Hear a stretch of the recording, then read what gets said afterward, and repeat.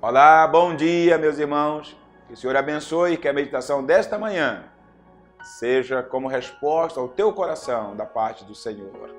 Zacarias 4:7. Quem és tu, ó grande monte? Diante de Zorobabel serás uma campina, porque ele colocará pedra de remate em meio a aclamações. Haja graça e graça para ela. Glória a Deus.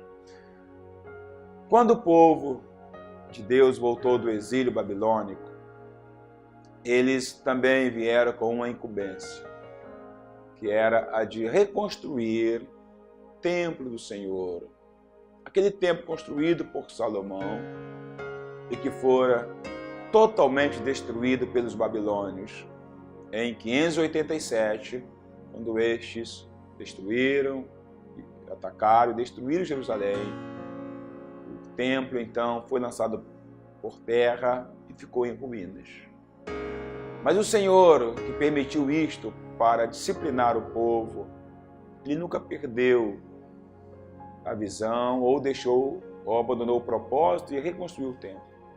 Então o povo volta e, conforme o Senhor havia determinado, eles lançam os fundamentos para essa reconstrução. Mas sofreram grande oposição a ponto desta obra ser interrompida. E ela ficou parada por 15, 16 anos, por aí, como dizem os estudiosos. Mas o Senhor nunca desistiu do seu propósito. Então ele volta a falar com Zorobabel, que havia lançado esses fundamentos, ou liderado esse lançamento, essa reconstrução, há 15 anos atrás. Ele usa o profeta Zacarias e também o profeta Ageu para profetizar. E Deus fala algo importante para este homem, qual Deus queria usar novamente nessa reconstrução. Ele diz que aquele grande monte, diante de Zorobabel, seria como uma campina, que ele lançaria, ele colocaria a pedra de remate em meio a aclamações, dizendo: haja graça e graça para ela. Era um desafio incrível retomar a reconstrução. Muito tempo havia se passado. Tudo que fora construído ali voltou a ser um grande monte, uma montanha de entulhos, de coisas que certamente desanimaria qualquer pessoa. Mas Deus disse que diante de Zorobabel, aquela tarefa, aquela montanha seria transformada numa campina, ou seja, seria nivelado, como se nunca houvesse acontecido ou nunca houvesse tido aquela montanha de entulhos e de impossibilidades. Queridos, Zorobabel creu, colocou as mãos e no final, conforme Deus havia profetizado, nós vemos no livro de Esdras principalmente, o templo foi reconstruído. Não era um templo como o de Salomão, não havia a glória de Salomão, mas era um templo que glorificava o Senhor. E enfim, o que Deus falou aconteceu. O que quer dizer, meus irmãos, é que muitas vezes enfrentamos grandes dificuldades e achamos: como vamos vencer isso? Será que é possível vencer essa barreira, conquistar isto que o coração deseja, esse desafio? Mas nós olhamos e nos colocamos como se fôssemos as pessoas responsáveis por mudar esta situação. E apesar de a necessidade de nos colocarmos diante do Senhor, Zorobabel, por si só, não teria condições. Mas aquela montanha se transformaria numa campina, porque Deus iria capacitar Zorobabel. Deus era com ele. No versículo 6, o Senhor havia profetizado que aquela obra, aquela restauração, aquela reconstrução, aquele desafio não seria vencido pela força dele, mas pelo Espírito Santo. Assim acontece com cada um de nós. Mas há algo importante que Deus já colocou em nossas vidas, que é a questão da nossa confiança na palavra de Deus, ou seja, a nossa fé.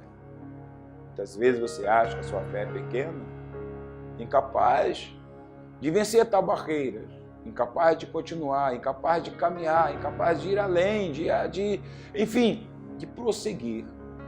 Mas se você olhar para os dias atuais, ou para a palavra do Senhor, que fala sobre a fé, aquela que Deus diz que é capaz de remover montanhas como um grão de mostarda, você vai perceber que o que você precisa é começar a crer naquilo que o Senhor já colocou no teu coração, naquilo que o Senhor já fez por você. Essa fé que te capacitou a crer em Deus, ou te capacita a crer que Deus pode mudar. Quando Deus usa uma semente tão pequena para falar como remover montanhas, Deus está dizendo para você, para nós, para mim, para a gente não desconsiderar ou menosprezar isso que parece tão pequeno diante de tantos desafios dos dias atuais. Porque ele diz que a fé remove montanhas. Ele não pediu uma grande fé. Ele fala a fé do tamanho de um grão de mostarda. Eu creio que quando Zorobabel olhou para aquela montanha de entulhos, de desafios, talvez ele sentisse como se sua fé fosse pequenina, algo insignificante. Mas ela ia se tornar grande à medida que ele colocasse a mão no arado, porque Deus iria capacitá-lo.